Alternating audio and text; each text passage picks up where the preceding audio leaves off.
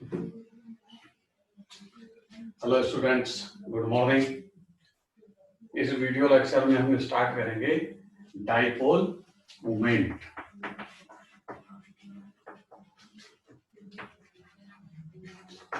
Dipole moment क्या होता है, कैसे प्रोड्यूस होगा, मॉलिक्यूल में डाइपोल मोमेंट जीरो होगा, ग्रेटर देन जीरो होगा, इसकी यूनिट क्या है, इसको हम कैलकुलेट कैसे करें। तो सबसे पहले ये समझेंगे कि डाइपोल होता क्या है। जब दो डिफरेंट एटम बॉन्डिंग फॉर्मेशन करे तो वहां डिफरेंट एटम का अगर कोवेलेंट बॉन्ड है तो उसमें पोलैरिटी कैरेक्टर प्रोड्यूस होगा। और पोलैरिटी कैरेक्टर प्रोड्यूस होगा, उसका रीजन है कि उसका जो पार्टनरशिप के इलेक्ट्रॉन है वो स्लाइटली डिस्प्लेस होंगे towards elements of higher electronegativity. तो जो एलिमेंट की इलेक्ट्रोनेगेटिविटी हायर है वो पार्शियली नेगेटिव होगा, और जिस एटम से इलेक्ट्रॉन का डिस्प्लेसमेंट हुआ अवे फ्रॉम एटम तो पार्शियली पॉजिटिव होगा। तो ऐसे केस में डाइपोल का प्रोडक्शन होगा। Dipole means two opposite pole near to each other in space. Space के अंदर दो अपोजिट पोल प्रेजेंट हो नियर टू ईच अदर, उसको हम बोलते हैं डाइपोल। और पॉजिटिव और नेगेटिव जब दो डाइपोल प्रेजेंट होंगे तो तय है उनमें अट्रैक्शन फोर्स एक्ट होगा, उसके कारण उसमें पैदा होगा, प्रोड्यूस होगा डाइपोल मूवमेंट। एग्जांपल के साथ समझते हैं। For example, hydrogen react with fluorine. Hydrogen की रिएक्शन फ्लोरीन से मींस मॉलिक्यूल का फॉर्मेशन है। हाइड्रोजन वन प्रोटॉन, हाइड्रोजन में केवल एक प्रोटॉन है और फ्लोरीन में 9 प्रोटॉन। जब इनका कॉम्बिनेशन होगा तो कोवेलेंट बॉन्ड का फॉर्मेशन होगा। दोनों एक एक इलेक्ट्रॉन की पार्टनरशिप करेंगे। ये हाइड्रोजन का इलेक्ट्रॉन और ये सपोज फ्लोरीन का इलेक्ट्रॉन। दोनों ने पार्टनरशिप की, इलेक्ट्रॉन की पार्टनरशिप सेंटर में होगी, लेकिन ये टर्म कंडीशन वाला बॉन्ड है। क्यों कि अगर सेम एटम होंगे तो पार्टनरशिप के इलेक्ट्रॉन सेंटर में होंगे, और जब डिफरेंट एटम का कोवेलेंट बॉन्ड होगा तो पोलैरिटी कैरेक्टर प्रोड्यूस होगा। ये जो बॉन्ड पेयर है जो कोवेलेंट बॉन्ड फॉर्मेशन में इन्वॉल्व है, ये फ्लोरीन के इलेक्ट्रॉन, फ्लोरीन के आउटर में कितने हैं? फ्लोरीन के आउटर में 7 इलेक्ट्रॉन होते हैं। एक पार्टनरशिप में डोनेट किया, 6 अपने ऑर्बिट्स में। हाइड्रोजन के पास केवल एक इलेक्ट्रॉन है, वो पार्टनरशिप में डोनेट है। ये पार्टनरशिप के बॉन्ड पेयर के इलेक्ट्रॉन मींस ये बॉन्ड फॉर्मेशन में इन्वॉल्व है। अब ये इलेक्ट्रॉन पेयर जो कोवेलेंट बॉन्ड का इलेक्ट्रॉन है, ये फ्लोरीन की साइड स्लाइटली डिस्प्लेस होंगे, क्योंकि फ्लोरीन की इलेक्ट्रोनेगेटिविटी हायर है एज कंपेयर टू हाइड्रोजन। तो बॉन्ड में पोलैरिटी कैरेक्टर हो जाएगा इस तरह। ये देखिए, ये हाइड्रोजन, ये फ्लोरीन, ये बॉन्ड पेयर स्लाइटली किसके साइड डिस्प्लेस होगा? Towards higher electronegativity of element like fluorine. तो ये पार्शियली क्या होगा? नेगेटिव, और ये क्या हो जाएगा? Partially positive. मींस मॉलिक्यूल के अंदर पोलैरिटी कैरेक्टर प्रेजेंट है, मींस प्रोडक्शन हुआ है। इसके अंदर क्या आ गया? Polar nature, polarity character increase हुआ। तो ये कैसा पोल है? Positive pole. और ये पोल कैसा है? Negative pole. इसी का नाम डाइपोल है। If two opposite pole, दो opposite pole are present near to each other in space, दो opposite pole near to each other in space, उसी का नाम हम डाइपोल बोलते हैं। और डाइपोल ये पॉजिटिव है या नेगेटिव, तो अट्रैक्शन फोर्स पैदा होगा। इसी के कारण इनमें क्या पैदा हो जाता है, क्या प्रोडक्शन हो जाता है? Dipole movement. अब डाइपोल मूवमेंट प्रोड्यूस होगा तो उसको रिप्रेजेंट किससे करें? तो डाइपोल मूवमेंट को हम रिप्रेजेंट करते हैं म्यू से, और उसका फार्मूला क्या है? Charge into distance. Dipole movement को म्यू से रिप्रेजेंट करते हैं और इसका फार्मूला है चार्ज इनटू डिस्टेंस। अब चार्ज कितना? अरे चार्ज तो सेपरेशन कितना हुआ, चार्ज में एक ही इलेक्ट्रॉन तो डिस्प्लेस हुआ, इस इलेक्ट्रॉन के पेयर में एक इलेक्ट्रॉन तो ऑलरेडी फ्लोरीन का था, हाइड्रोजन का इलेक्ट्रॉन इस साइड डिस्प्लेस हुआ, मतलब सिंगल इलेक्ट्रॉन का सेपरेशन है। चार्ज का सेपरेशन ही डाइपोल मूवमेंट को प्रोड्यूस करेगा। तो इसका फार्मूला बना चार्ज इनटू डिस्टेंस। अब चार्ज की रेंज क्या है, हम इसकी यूनिट डिफाइन करेंगे। तो म्यू इक्वल टू चार्ज की जो ऑर्डर है वो होता है 10 power minus 10 ESU, electrostatic unit, और डिस्टेंस की रेंज क्या होती है 10 पावर माइनस 8 सेंटीमीटर। तो इन दोनों का प्रोडक्शन क्या हो जाएगा, mu equal to 1.0 into multiplication करिए 10 power minus 18 ESU into centimetre. ये चार्ज की यूनिट है बट इन ESU सेंटीमीटर। जब आप इसकी बात करोगे तो ये पूरी यूनिट किसके इक्वल होती है, 1 डेबाई के। किसके इक्वल होगी, 1 डेबाई के। और डेबाई डाइपोल मोमेंट की यूनिट है जिसको हम किससे रिप्रेजेंट करते हैं, कैपिटल D से। तो 1 डेबाई किसके इक्वल है, 1.0 into 10 power minus 18 ESU centimetre. ये 1 डेबाई के इक्वल होता है, डेबाई बड़ी यूनिट है। अब 1 डेबाई किसके इक्वल होता है, ये यहाँ लिखा हुआ है। 1 डेबाई को जब आप कूलाम मीटर में कन्वर्ट करोगे तो 1 debye equal to 3.33 into 10 power minus 30 coulomb metre. ये कूलाम मीटर में कन्वर्ट हुआ। अब 1 ESU किसके इक्वल होता है, जैसे हमने यहाँ लिखा था 10 पावर माइनस 10 ESU। तो एक 1 SU किसके इक्वल होता है, 1 ESU equal to charge of electron 1.6 into 10 power minus 19, ये कूलम में charge, upon 4.8 into 10 power minus 10, ये चार्ज की रेंज है। तो इससे जब इसको डिवाइड करोगे तो ये क्या आ जाएगा, 3.33 इंटू 10 पावर माइनस 10 कूलम में कन्वर्ट हो गया। और आप सीधे भी लिख सकते हो कि 1.0 into 10 power minus 10 ESU centimetre 1 debye के इक्वल, और 1 debye 3.33 into 10 power minus 30 coulomb metre के इक्वल होगा। तो ये इसकी यूनिट के बारे में है।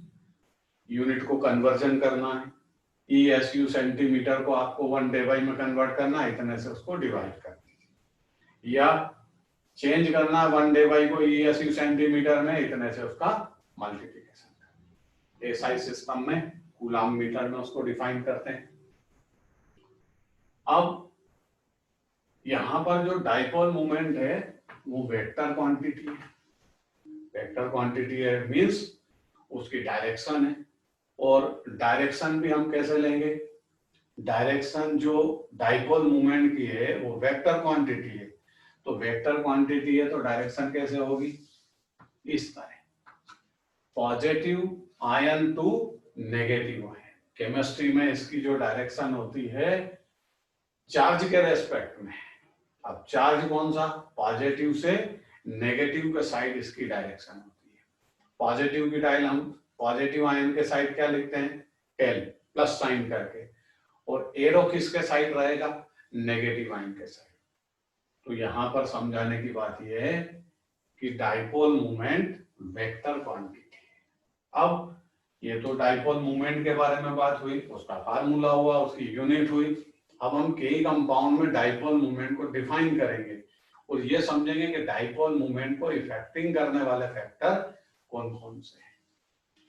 तो यहाँ पर HF के बारे में लेंगे और बहुत सारे कंपाउंड के बारे में डिस्कस करेंगे कि किस तरह यहाँ पर डाइपोल मोमेंट को हम डिफाइन कर सकते हैं। तो डाइपोल मोमेंट को इफेक्टिंग जो फैक्टर्स हैं, सबसे पहला फैक्टर है इलेक्ट्रोनेगेटिविटी। डाइपोल मोमेंट को कौन इफेक्ट करता है, इलेक्ट्रोनेगेटिविटी ऑफ एलिमेंट जो बॉन्ड फॉर्मेशन में इन्वॉल्व है। हायर इलेक्ट्रोनेगेटिविटी होगी तो डाइपोल मोमेंट भी हायर होगा। जैसे जैसे इलेक्ट्रोनेगेटिविटी डिक्रीज होगी तो डाइपोल मोमेंट भी डिक्रीज होगा। जैसे एक सिंपल से एग्जांपल से समझते हैं हम। HF की बात करें तो HF में फ्लोरीन की इलेक्ट्रोनेगेटिविटी हायर है, मींस इसका डाइपोल मोमेंट हाईएस्ट होगा 1.91 देगा। उससे लेस इलेक्ट्रोनेगेटिविटी किसकी है? क्लोरीन की। तो यहाँ पर HCl होगा तो इसका डाइपोल मोमेंट क्या हो जाएगा? 1.03 देगा। It means dipole moment direct किससे रिलेशन रखता है?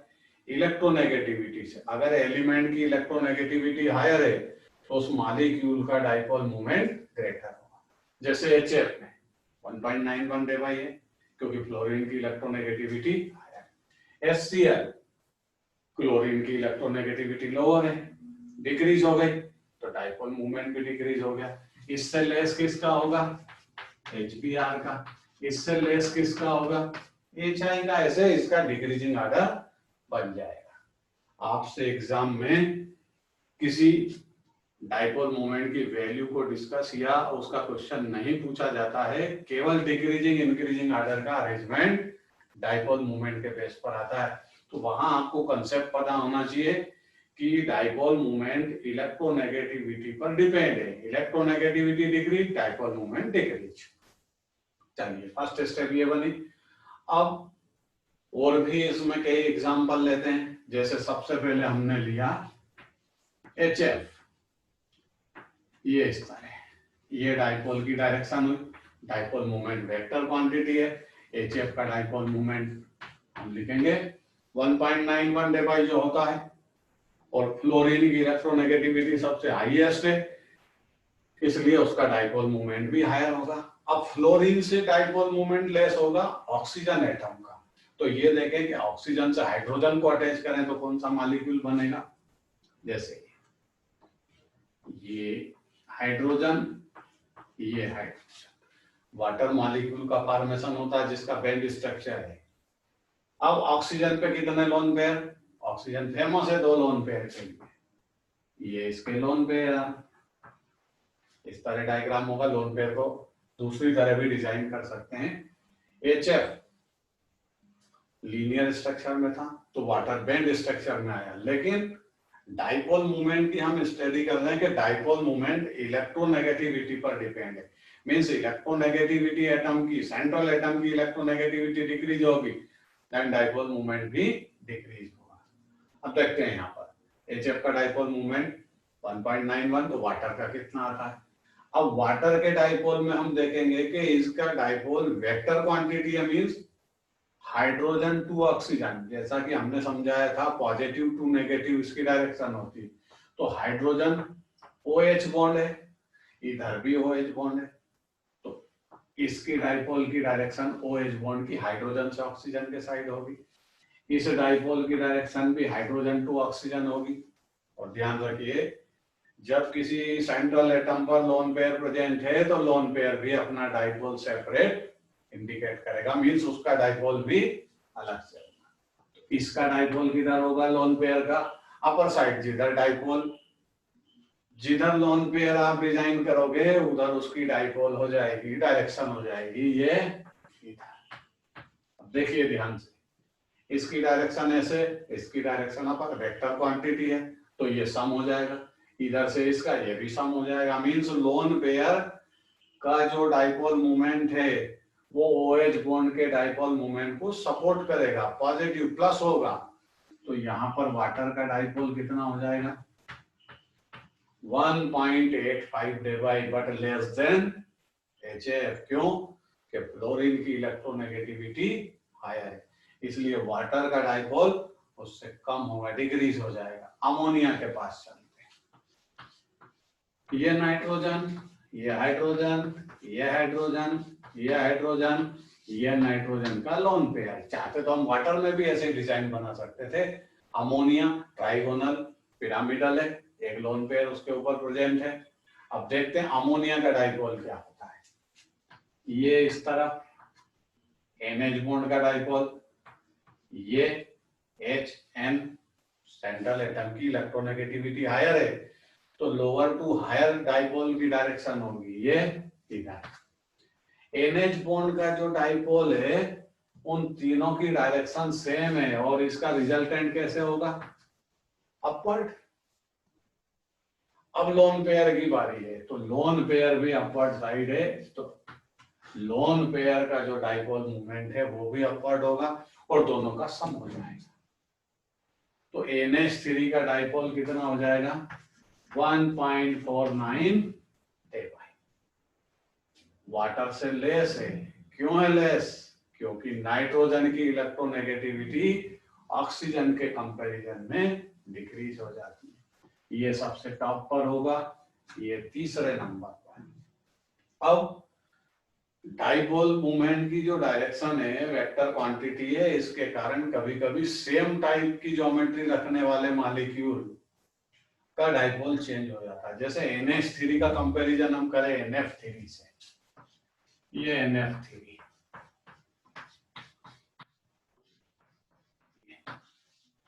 ये लोन पेयर, ज्योमेट्री में ये अमोनिया की तरह है, लेकिन इसका डाइपोल डिक्रीज हो जाएगा। क्यों? ये वेक्टर क्वांटिटी और वेक्टर क्वांटिटी डाइपोल मूवमेंट को कैंसल भी कर सकती है इक्वल अपोजिट होने के केस में। जैसे लोन पेयर अपवर्ड है तो ये इधर रहेगी upward side direction, lone pair अपना डाइपोल सेपरेट डिजाइन करता है, सेपरेट रखता है, उसका डायरेक्शन सेपरेट होगा। अब इसकी डायरेक्शन NF बॉन्ड की डायरेक्शन NH बॉन्ड की तरह नहीं होगी, चेंज हो जाएगी। क्लोरीन की इलेक्ट्रोनेगेटिविटी हायर है, ये इधर, ये इधर और ये इधर। तो यहां पर क्या हुआ? इन तीनों का जो रिजल्टेंट डाइपोल है NF बॉन्ड का, वो डाउन वर्टिकली है और लोन पेयर की डायरेक्शन अपवर्ड है। ये एक दूसरे को कैंसल करेंगे। इसमें क्या होता था? NH बॉन्ड का जो डाइपोल मोमेंट का रिजल्टेंट डाइपोल था वो लोन पेयर की डायरेक्शन में था, तो दोनों का सम हुआ। लेकिन यहाँ क्या हुआ? NF बॉन्ड का जो रिजल्टेंट डाइपोल है वो डाउन वर्टिकली है, क्लोरीन की इलेक्ट्रोनेगेटिविटी हायर होने के कारण, और लोन पेयर का डायरेक्शन अपवर्ड है। ये एक दूसरे को क्रॉस करेंगे, इसलिए अमोनिया के कंपैरिजन में NF3 का डाइपोल क्या हो जाएगा? डिक्रीज 0.25 as compared to 1.49 मतलब अमोनिया और NF3 सेम डिजाइन रखते हैं, सेम ज्योमेट्री, ये भी ट्राइगोनल पिरामिडल, ये भी ट्राइगोनल पिरामिडल, लेकिन इनके डाइपोल का जो वैल्यू है वो बहुत डिफरेंस है। इसी तरह कुछ कंपाउंड ऐसे हैं जो लीनियर होंगे, सिमेट्रिक होंगे, उनके डाइपोल मूवमेंट भी क्रॉस होंगे और जीरो हो जाते हैं। तो ऐसे कौन कौन से मॉलिक्यूल है जिनके डाइपोल मूवमेंट जीरो होते हैं? देखते हैं। ये मीथेन, मीथेन का डायग्राम टेट्रागोनल है, मतलब टेट्राहेड्रल है, चार कॉर्नर पे ये चारों हैं। अब ये अपने डाइपोल मूवमेंट को क्या कर देंगे? क्रॉस कर देंगे एक दूसरे को और जीरो हो जाएगा। इसी तरह CCl4, ये भी अपने डाइपोल मूवमेंट को क्रॉस करेंगे, जीरो हो जाएगा। जैसे BeCl2, ये बेरिलियम से इधर और ये इधर, ये लीनियर स्ट्रक्चर में डाइपोल मूवमेंट क्या होगा? जीरो। और भी ऐसे मॉलिक्यूल है जिनके डाइपोल मूवमेंट जीरो होते हैं जो लीनियर स्ट्रक्चर को रखते हैं, जैसे COO double bond, carbon dioxide, ये इधर डाइपोल मूवमेंट जीरो। और भी मॉलिक्यूल है जैसे एसिटिलीन, ये कार्बन ट्रिपल बॉन्ड C, इधर H, H से C, इधर ये क्रॉस हो गया, डाइपोल मूवमेंट जीरो। HgCl2, वो भी लीनियर स्ट्रक्चर में डाइपोल मूवमेंट जीरो होगा। अब कुछ ऐसे लगते हैं अपने को कि जो लीनियर होंगे, लेकिन वो लीनियर स्ट्रक्चर नहीं होते, क्योंकि उनमें लोन पेयर की प्रेजेंस के कारण वो चेंज हो जाते हैं। जैसे SF6 इसमें ऑक्टाहेड्रल ज्योमेट्री है। अगर आप SF4 की बात करोगे तो अपने को ये ऐसा लगता है SF4 के ये CCl4 की तरह होगा और इसका डाइपोल मोमेंट 0 होगा। नहीं, लेकिन यहाँ पर सल्फर पर एक लोन पेयर प्रेजेंट है, उसके कारण इसका डाइपोल ग्रेटर देन 0 होता है। डायग्राम बना के समझेंगे। ये सल्फर, ये फ्लोरीन, ये इस तरह रहेगा, ये इस तरह रहेगा, ये इस तरह, और ये लोन पेयर। तो इसकी ज्योमेट्री क्या हुई? टेट्राहेड्रल ना होकर के डिफरेंट ज्योमेट्री में चेंज हो गया और लोन पेयर के कारण इसका डाइपोल मोमेंट प्रेजेंट होगा। क्लियर? तो इस तरह SF4 का डाइपोल मोमेंट ग्रेटर देन 0 होगा, जबकि अपने को ऐसा लगता है कि ये इनकी तरह 0 कर सकता है। बेंजीन का डाइपोल मोमेंट, ये बेंजीन सिमेट्रिक है, इसका डाइपोल मोमेंट भी 0 है। तो ऐसे बहुत सारे मॉलिक्यूल है जिनके डाइपोल मोमेंट 0 होंगे, कुछ के डाइपोल मोमेंट ग्रेटर देन 0 होंगे, उनके बारे में बात करते हैं।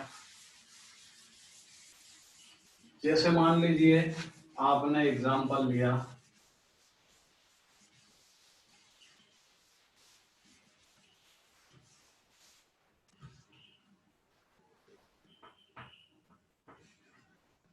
CH3, C double bond C, CH3 H, इसको बोलते हैं सिस ब्यूट 2A। इसके डाइपोल की डायरेक्शन इधर, इसके डाइपोल की डायरेक्शन इधर, इन दोनों का रिजल्टेंट कहीं सेंटर में होगा। It means mu not equal to 0। Cis but 2 का डाइपोल मोमेंट ग्रेटर देन 0 होगा, 0 नहीं होगा क्योंकि ये दोनों मिथाइल ग्रुप सिस ब्यूट 2 में सेम इन डायरेक्शन होते हैं। और अगर मान लीजिए दोनों ग्रुप अपोजिट डायरेक्शन में हो गए तो ये ट्रांसब्यूट है। क्या है ये? ट्रांसब्यूट। तो इस केस में इसके डाइपोल मोमेंट क्रॉस हो जाएंगे, ये हो गया। तो म्यू इक्वल टू क्या होगा? 0 होगा। तो इस तरह सिस जो डिजाइन होती है जिसमें दोनों ग्रुप सेम टाइप के ग्रुप सेम इन डायरेक्शन हो तो उसमें डाइपोल मोमेंट ग्रेटर देन 0 होगा, नॉट इक्वल टू 0। और ट्रांसपोजिशन में क्या हो जाएगा? ये ग्रुप सेम होना चाहिए। अगर ये ग्रुप बदल गए तो फिर ग्रेटर देन 0 हो जाएगा।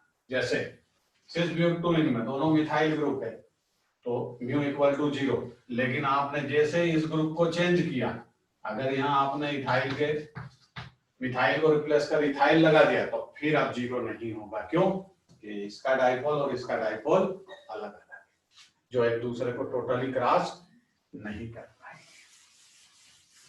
इस तरह ये डाइपोल मूवमेंट में अलग अलग मॉलिक्यूल के अलग अलग कंसेप्ट है। अब हम क्लोरोबेंजीन से रिलेटेड एक कंसेप्ट की स्टडी करते हैं जिसमें हम एंगल के थ्रू डाइपोल मोमेंट कैलकुलेट करते हैं। जैसे ये क्लोरोबेंजीन, इसका नाम है पेरा डाई क्लोरोबेंजीन।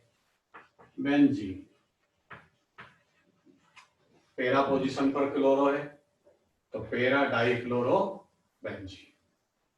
ये सिमेट्रिक है, इसके डाइपोल की डायरेक्शन इधर, इसके डाइपोल की डायरेक्शन इधर, दोनों एक दूसरे के अपोजिट है, क्रॉस करेंगे डाइपोल मोमेंट 0। अब हम क्लोरीन की पोजीशन चेंज करें। ये क्लोरीन की पोजीशन चेंज की, ये क्लोरो, ये मेटा पर, तो इसके डाइपोल की डायरेक्शन इधर, इसके डाइपोल की डायरेक्शन इधर। अब ये क्रॉस नहीं होंगे तो इनका रिजल्टेंट कुछ ना कुछ होगा।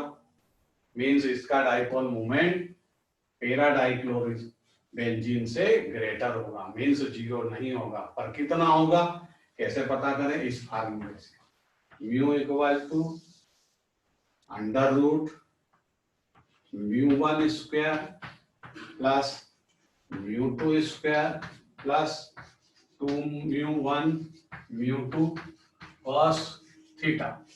इस फार्मूले से हम इसका रिजल्टेंट डाइपोल मोमेंट पता करेंगे। अब cos थीटा की वैल्यू पुट अप करना पड़ेगी, मतलब थीटा की वैल्यू।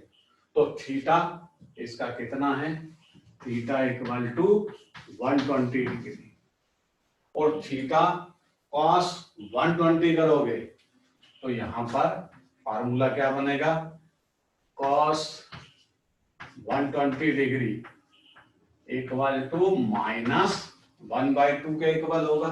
और जब आप यहाँ -1/2 लिखोगे तो ये सारी वैल्यू डिक्रीज हो जाएगी, मतलब जीरो नहीं होगी। ये यहाँ पर -1/2 पुट अप करना है तो ये वैल्यू माइनस हो जाएगी। फिर इन दोनों का, इसका और इसका टोटल होगा, स्क्वायर होगा। तो यहाँ पर अगर एंगल 120 डिग्री है तो डाइपोल मोमेंट इससे ग्रेटर होगा, लेकिन आर्थो पोजीशन पर अगर क्लोरीन को लगाएं तो सबसे ज्यादा होगा। ये Cl, ये Cl। अब थीटा एंगल कितना है, 60 डिग्री, तो cos 60 क्या होगा, +1/2। अब यहाँ +1/2 रखोगे तो ये टोटल प्लस रहेगा, और टोटल इसका डाइपोल रिजल्टेंट पॉजिटिव हो जाएगा। सबसे ग्रेटर इसका होगा। अगर NO2 लगाए, यहाँ NO2 लगाए, यहाँ NO2 लगा तो भी यही सिचुएशन रहेगी, इसी का इससे ज्यादा होगा, फिर NO2 का इसका ज्यादा होगा। तो ऐसा बोलते हैं कि मिनिमम एंगल मैक्सिमम डाइपोल। जितना मिनिमम एंगल होगा इन दोनों का, इसका 60 डिग्री है तो हाईएस्ट डाइपोल निकला, 120 है तो मिनिमम एंगल मैक्सिमम डाइपोल। इस तरह हम क्लोरोबेंजीन का डाइपोल मोमेंट पता कर सकते हैं इस फार्मूले के थ्रू। ये dipole moment, resultant dipole moment को कैलकुलेट करने का फार्मूला है। इसके बाद अभी हमने एक कंसेप्ट बोला कि डाइपोल मोमेंट इलेक्ट्रोनेगेटिविटी पर डिपेंड है, जबकि डाइपोल का फार्मूला क्या है, mu equal to charge into distance perpendicular. इसका मतलब डाइपोल मोमेंट डिस्टेंस पर भी डिपेंड है, और इससे इसका एक एक्सेप्शनल केस बन जाता है। कैसे, जैसे CH3Cl डायग्राम बना करके पूरी बात एक साथ कंप्लीट करेंगे। CH3Al, CHBr, और चौथे नंबर पर कौन है, CHI। अब देखिए एक्सेप्शनल केस कहाँ है, इन दोनों में। हमने अभी समझा कि डाइपोल मोमेंट चार्ज पर तो डिपेंड है, चार्ज के साथ साथ वो डिस्टेंस पर भी डिपेंड है। तो यहाँ पर क्या होगा, सबसे हाईएस्ट इलेक्ट्रोनेगेटिविटी किसकी है, फ्लोरीन की। तो सबसे हाईएस्ट डाइपोल किसका होना चाहिए था एज पर रूल, CH3F का। उससे कम CH3Cl, फिर किसका होना था, CH3Br, और सबसे लेस किसका होना था, CH3I। मिथाइल आयोडाइड का सबसे कम होना चाहिए, ये सीक्वेंस होना थी। लेकिन ये सीक्वेंस में एक्सेप्शनल केस है, सीक्वेंस चेंज हो जाती है। पहले नंबर पे कौन आ जाता है, CH3Cl, उससे कम CH3F, फिर CH3Br, और लास्ट में कौन आ जाएगा, CH3I। ये रेगुलर टेन था। अभी हमने जस्ट सबसे पहले बोला था कि डाइपोल मोमेंट इलेक्ट्रोनेगेटिविटी के पर डिपेंड है। तो इलेक्ट्रोनेगेटिविटी तो फ्लोरीन की सबसे हाईएस्ट है, इसका डाइपोल सबसे ज्यादा होना था। लेकिन मिथाइल क्लोराइड का डाइपोल मोमेंट सबसे ज्यादा होता है, क्योंकि डाइपोल मोमेंट चार्ज के साथ डिस्टेंस पर भी डिपेंड है। तो यहां देखेंगे क्लोरीन की साइज क्या है, क्लोरीन की साइज लार्जर है। फ्लोरीन की साइज क्या है, स्मॉलर। तो क्लोरीन की साइज लार्जर है तो CCl बॉन्ड लेंथ क्या होगी, मैक्सिमम। और यहाँ फ्लोरीन की साइज स्मॉलर है तो CF बॉन्ड लेंथ क्या होगी, कम होगी। तो बॉन्ड लेंथ ज्यादा है CCl बॉन्ड लेंथ लॉन्गर है as compare to CF bond, इसके कारण यहां CH3Cl का डाइपोल मोमेंट इंक्रीज हो जाता है। अब कितना इंक्रीज होता है वो बात का मैटर है, चाहे वो 0.02 डाइपोल मोमेंट इंक्रीज हो, लेकिन सबसे हाईएस्ट CH3Cl का होगा, उससे कम CH3F का। तो यहां पर आपको ये एक्सेप्शनल केस याद रखना पड़ेगा कि डाइपोल मोमेंट में क्लोराइड में इसी का एक्सेप्शनल केस है मिथाइल क्लोराइड का, यहाँ चेंज हुआ, यहाँ रेगुलर है। तो इस तरह ये डाइपोल मोमेंट की स्टोरी है, लेकिन ये स्टोरी अभी अधूरी है। अगले वीडियो में फिर डाइपोल मोमेंट के साथ हम बात करेंगे, डाइपोल मोमेंट के एप्लीकेशन की बात करेंगे। कुछ ऐसे कंपाउंड है जिनमें एक्सेप्शनल केस और है, और कंपैरेटिवली उनका डाइपोल मोमेंट वेक्टर क्वांटिटी के थ्रू कैलकुलेट करेंगे, फिर इसके कुछ न्यूमेरिकल्स करेंगे और प्रीवियस ईयर में जो क्वेश्चन आए उनकी बात करेंगे। Okay, bye, see you.